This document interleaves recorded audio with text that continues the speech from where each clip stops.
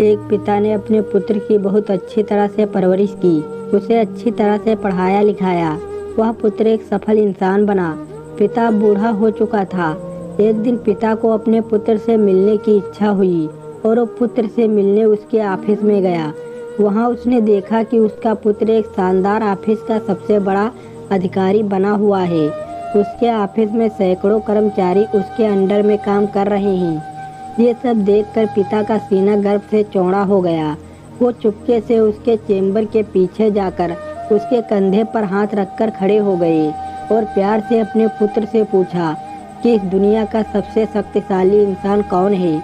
पुत्र ने पिता से बड़े प्यार से हंसते हुए कहा कि पिताजी, मेरे अलावा कौन हो सकता है।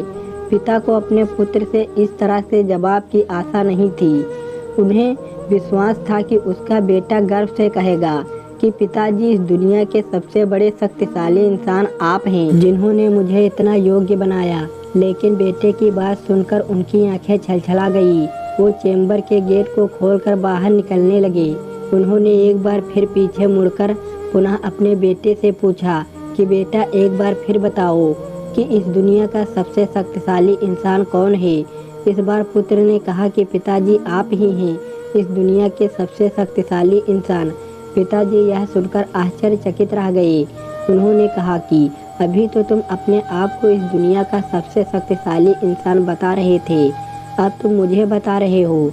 पुत्र ने हंसते हुए उन्हें अपने सामने बैठाते हुए कहा कि पिताजी, उस समय आपका हाथ मेरे कंधे पर था।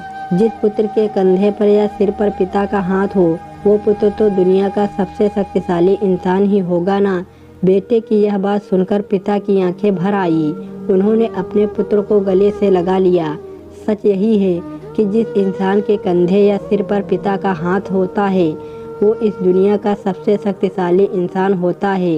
इसीलिए सदैव बुजुर्गों का सम्मान करें। हमारी सफलता के पीछे वे ही हैं। जिस घर में बड़े बुजुर्ग खुश रहते हैं, प्रभु वहीं बसते हैं। कहानी अच्छी लगी हो दोस्तों तो लाइक और सब्सक्राइब करिए।